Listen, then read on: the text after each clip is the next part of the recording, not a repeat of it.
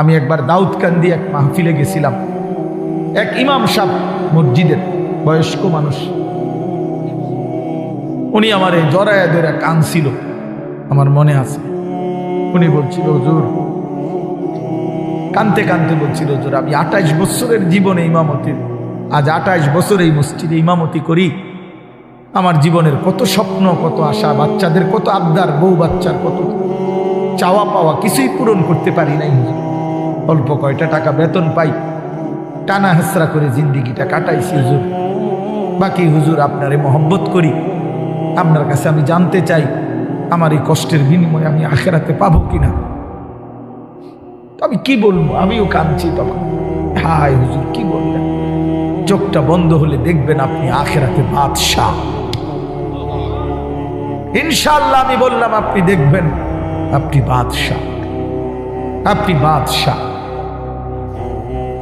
যারা আপনার এই দুনিয়াতে মূল্যায়ন করে নাই, সেদিন তারা আফসোস করে, আফসোস করে। তো এই জন্য বললাম, আল্লাহ তাআলা ওই ইমানদার বান্দাকে বলবে, আমার বান্দা দুঃখে ভরা জীবনটা কাটাই আসছো, ঠিক না?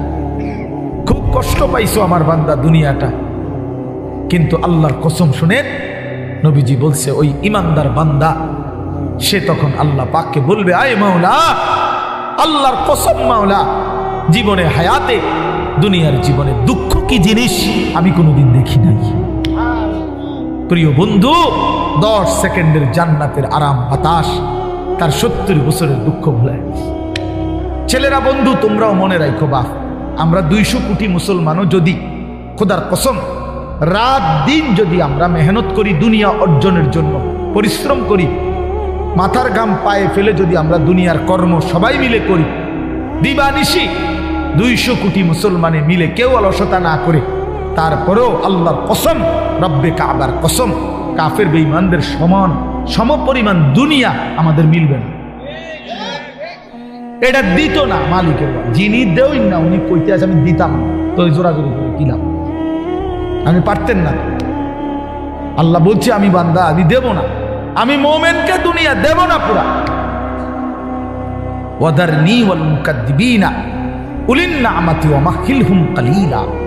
আল্লাহ বলছে, শোনো বান্দা ইমানদার, এই আমার ইমানদার বান্দা, মিথ্যাবাদী নাফরমানদের জন্য অল্প কিছু সময়ের জন্যে দুনিয়াটা ছেড়ে দাও।